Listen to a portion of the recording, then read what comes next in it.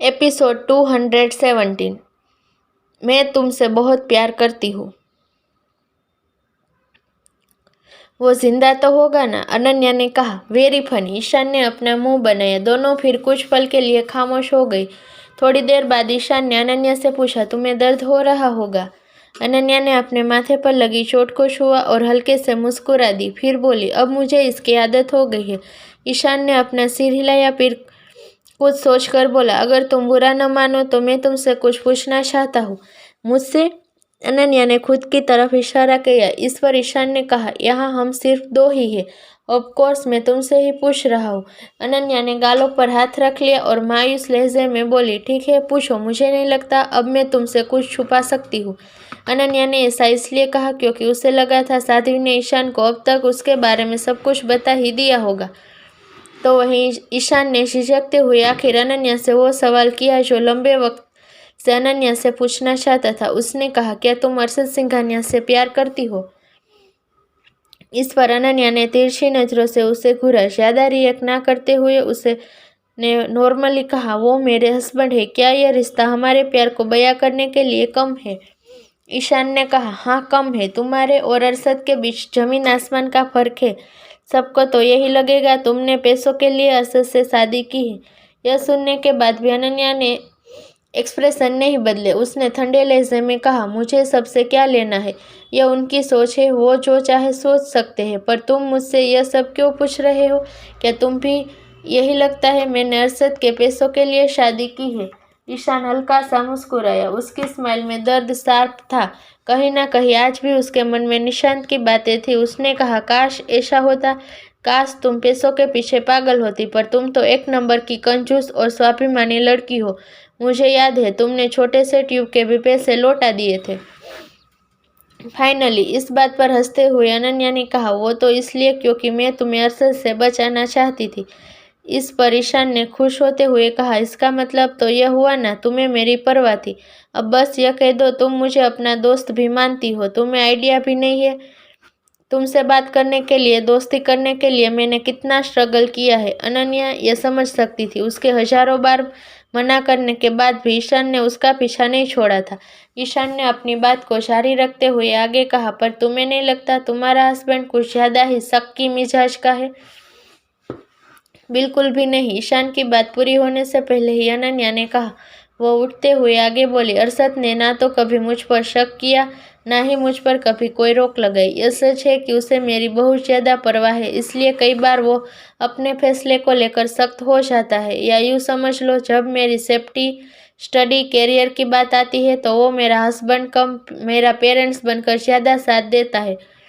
अरशद सिर्फ मेरा प्यार नहीं है, मेरा दोस्त, मेंटोर, फैमिली, लाइफलाइन सब है। अगर वो ना होता तो मेरा कोई अस्तित्व ही नहीं होता। मैं उससे खुद से ज्यादा प्यार करती हूँ। इसका एहसास तुम्हें तब होगा जब तुम मुझे उसके साथ देखोगे। अरशद के बारे में बात करते हुए अनन्या मुस्कुराए हुए सड़क पर चलने लगी और ईशान उसकी बातें सुनते हुए उसके पीछे पीछे। जब अनन्या ने बोलना खत्म किया तो ईशान ने कहा, तुमने अपनी सोच तो मुझे बता दी, पर क्या तुम जानती हो अरशद और तुम्हारे बीच उसका परिवार आज भी एक दीवार बनकर खड़ा है। तुमने कभी सोचा है जिंदगी के किसी मोड़ पर अरशद ने तुम्हें छोड़कर अपने परिवार का साथ देने का फैसला कर लिया तो तुम्हारा क्या होगा? क्या तुम अकेली नहीं हो जाओगी? ईशान के इस सवाल पर अनन्या के कदम थम गई। उसके चेहरे की मुस्कान भी कुछ पल के लिए मानो गायब सी हो गई, मगर अगले ही पल उसने मुस्कुराते हुए कहा, वैसे तो मैं जानती हूँ अरशद की जिंदगी की मैं पहली प्रायोरिटी हूँ और मैं यही चाहती हूँ अरशद को दोबारा कभी मुझे और अपनी फैमिली के बीच किसी एक को चुनना पड़े। फिर भी अगर कभी अरशद ने अपने परिवार के लिए मुझे छोड़ने का फैसला कर भी लेगा तब भी मैं उसके लिए खुश रहूंगी और उसी से प्यार करूंगी। रही बात मेरे अकेले होने की, तो भला मैं अपनी फैमिली के होते हुए अकेले कैसे हो सकती हूँ? मैं हमेशा खुश रहूंगी। भगवान ने मुझे अरशद के साथ साथ दुनिया के सबसे अच्छे भाई बहन दिए हैं। अगर तुम उन्हें जानते तो यह सवाल कभी नहीं करते। और हाँ, वो जो मैंने बात कही थी तुम्हें बचाने वाली, असल में मेरी उस बात का मतलब था मैं तुम्हें मुन्ना भाई की नज़रों में आने से बचाना चाहती थी।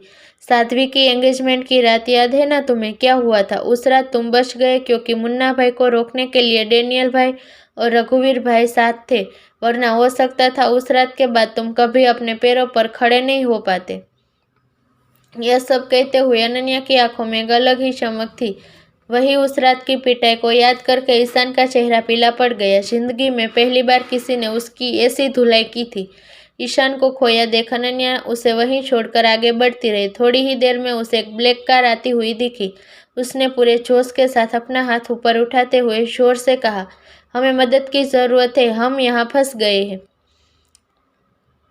अनन्या की आवाज़ सुनकर ईशान ने भी सामने देखा, लेकिन इस बार आती कार को देखकर उसे खुशी नहीं हुई। शायद वो अनन्या से और बात करना चाहता था। उसने अनन्या से कहा, चिल्लाना बंद करो वरना वो तुम्हारी आवाज़ सुनकर वापस लौट जाएंगे।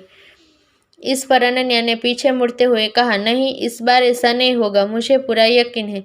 यह कहने के साथ ही उसकी नज़र ईशान के पीछे गई। सड़क के दूसरी तरफ से भी एक कार को आता देख उसकी खुशी दुगनी हो गई। उसने कहा, पीछे देखो, मैंने कहा था ना, इस बार हम वापस लौट पाएंगे, लगता तो कुछ ऐसा ही है। कहते हुए ईशान की आवाज़ मायूसी से भरी थी।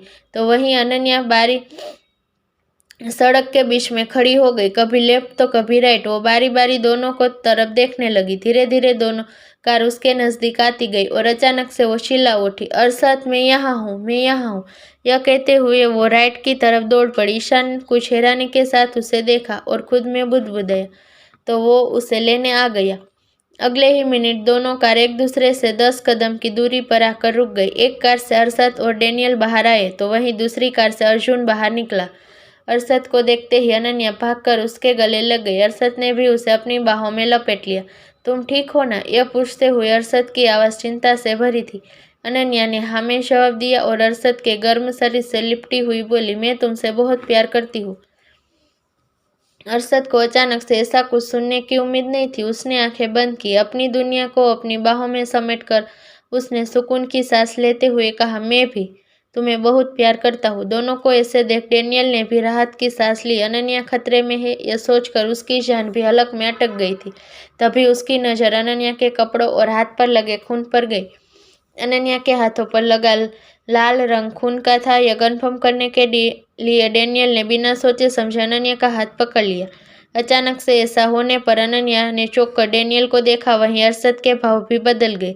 यह खून तेरे हाथों पर, यह खून कैसे लगा? यह पूछते ही डेनियल की नज़र अनन्या के माथे पर लगे चोट पर चली गई।